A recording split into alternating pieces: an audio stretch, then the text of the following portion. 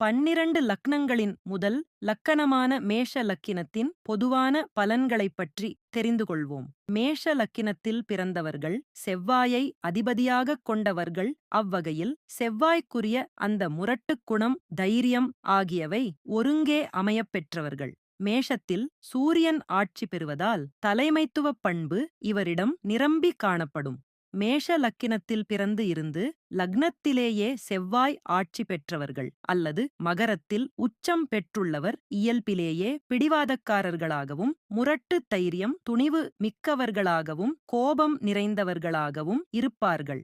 குருவின் பார்வை இங்கே கிடைக்கும் பட்சத்தில் சற்று நிதான போக்கும் காணப்படும். எதிலும் முதன்மை, எல்லாவற்றிலும் தலைமை என்பது இவர்களிடம் இயல்பாகவே இருக்கும். போட்டி மனப்பான்மையுடன் வாழ்பவர்கள், விட்டுக் கொடுக்க தெரியாதவர்கள். நிதான மனப்பான்மை என்பது இவரிடத்தில் துளியளவும் காணப்படாது.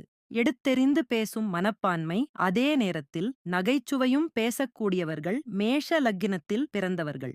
பிடிவாதம் மனப்பான்மை என்பது இவர்களிடம் இயல்பாகவே உள்ளதால் எதையும் போராடிப் பெறும் குணமும் இயல்பாகவே அமைந்திருக்கும். இவர்களுக்கு 2ஆம் வீடு சுக்கிரனை அதிபதியாய் கொண்ட ரிஷபம். அவ்வகையில் அழகான குடும்பம், சிறப்பான பேச்சாற்றல் நிறைந்தவர்கள். இவர்களின் 3ஆம் இடம் புதனை அதிபதியாகக் கொண்ட மிதுனம். புதன் இளமைக்கு உரிய கிரகம். மேலும் 3ஆம் இடம் என்பது முயற்சி ஸ்தானம்.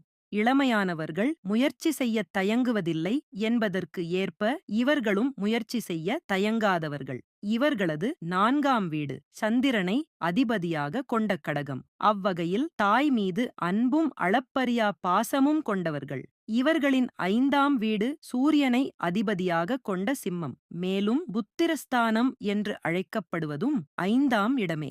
அவ்வகையில் குழந்தைகளிடத்தில் அதிக பாசம் கொண்டவர்கள். குழந்தையை போட்டி மனப்பான்மையுடனும் ஆளுமைத்திறனுடனும் வளர்ப்பவர்கள் ஆக இருப்பவர்கள் மேஷ லக்னக்காரர்கள்.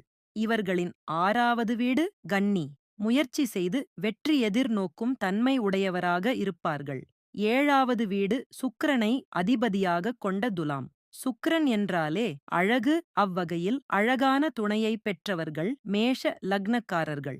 இவர்களின் 8ஆவது வீடு விருச்சிகம். விருச்சிகத்தின் அதிபதி செவ்வாய் இங்கே லக்னாதிபதி ஆகவும் இருப்பதால் இங்கே அட்டமாதிபத்திய தோஷம் இவர்களுக்கு கிடையாது. அதனால் மேஷ லக்கினத்தில் பிறந்தவர்களுக்கு நல்ல ஆயுளும் உண்டு. இவர்களுக்கு 9ஆம் வீடு குருவை அதிபதியாக கொண்ட தனுசு.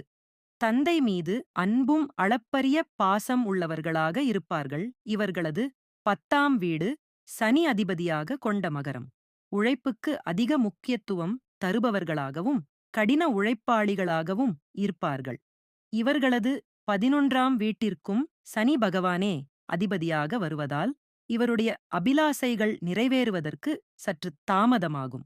இவர்களது 12ஆம் வீடாகிய விரயஸ்தானத்திற்கும் குரு பகவானே அதிபதியாக வருவதால் மோட்சம், முக்தி பற்றிய அறிவு இயல்பாகவே நிரம்பப் பெற்றவர்களாக இருப்பார்கள்.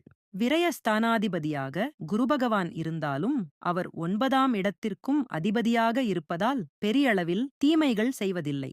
மாவீரன் அலெக்சாண்டர், முகலாயச் சக்கரவர்த்தி ஷாஜகான் ஆகியோர் மேஷ லக்கினத்தில் பிறந்தவர்கள் என்பது குறிப்பிடத்தக்கது. இவை அனைத்தும் பொதுப் பலன்களே ஆகும்.